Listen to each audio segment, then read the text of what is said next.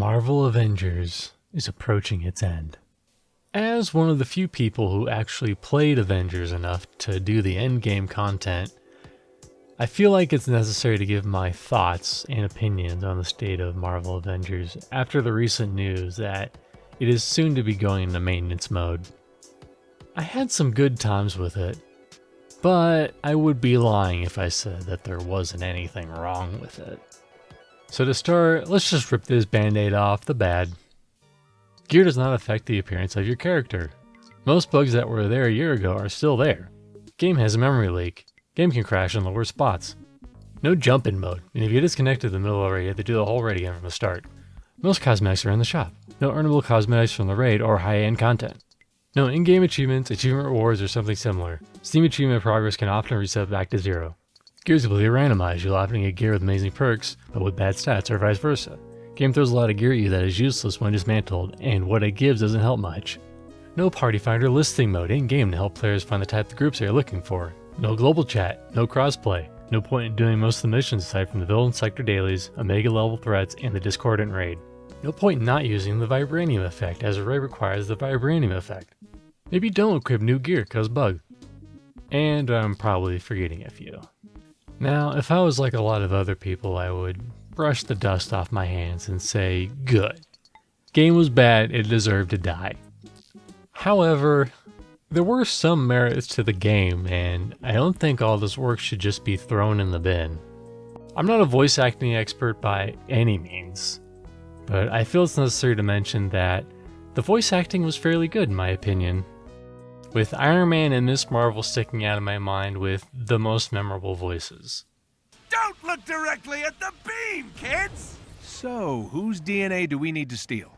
I also feel like this is the game that made you feel like you were Iron Man the most.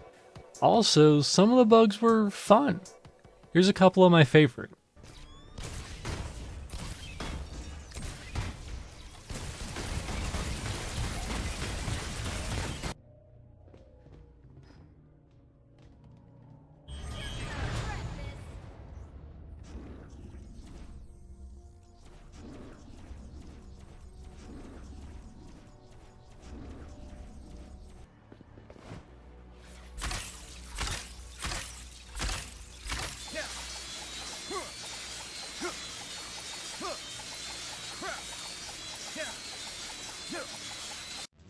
Probably the best thing Marvel Avengers had going for it was its representation of the characters. With examples like Claw looking like a being actually made of sound, and on top of that, the endless obscure comic skins of the Avengers that will probably not have a high-res 3D model for them for a while, if not ever. Now, I know people will come in here and say, hey, furry Captain America isn't obscure, or something like that, and here's where I reveal that I don't really care for the MCU or Marvel Comics. Even with my indifference to the franchise, I was still able to find a lot of fun with Marvel Avengers. The combat can be pretty fun at times, and the builds for characters with a combination of gears and skills really adds to that. On top of that, this game has a battery system, where when a positive effect hits a negative effect, or vice versa, your attacks deal more damage, and it can be very satisfying. The problem is that right now there is no parallel game to jump to from Marvel's Avengers. If you want something similar, there's pretty much only the Suicide Squad game coming out, and there's always a chance that turns into a mess like Marvel's Avengers did. I'm going to guess what happened was Crystal Dynamics wanted the game to be different than what was released, but was forced to release it in an unfinished state, which is probably why the gears and the levels in the single player campaign don't make a whole lot of sense. Now, I'm not going to say that Crystal Dynamics was perfect. They did make their fair share of mistakes. But near the end, Avengers had a skeleton crew dedicated to it. So while yes, Detroit was on fire, there's only so many fires you can put out with only the volunteer firefighters.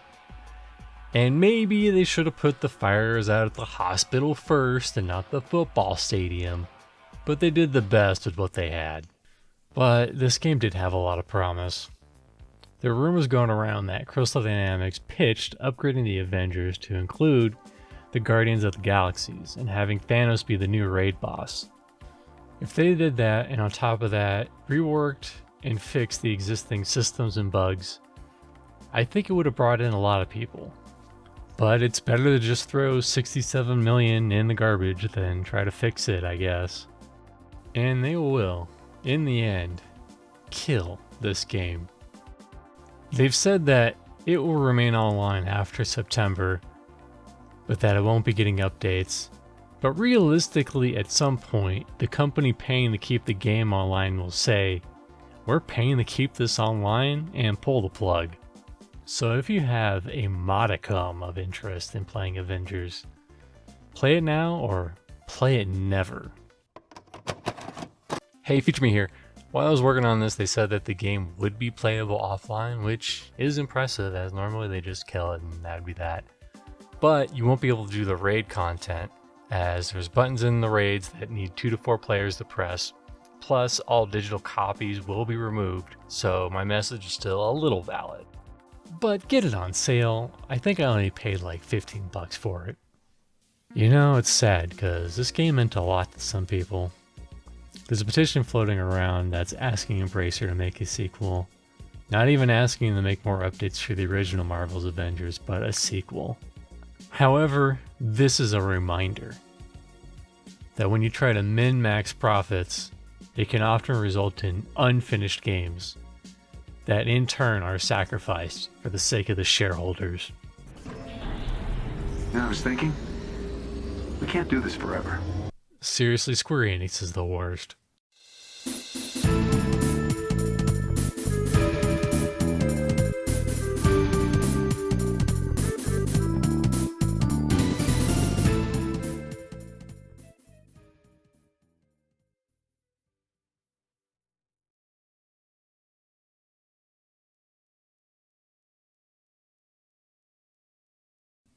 Pantheon. Is that enough, Desrin?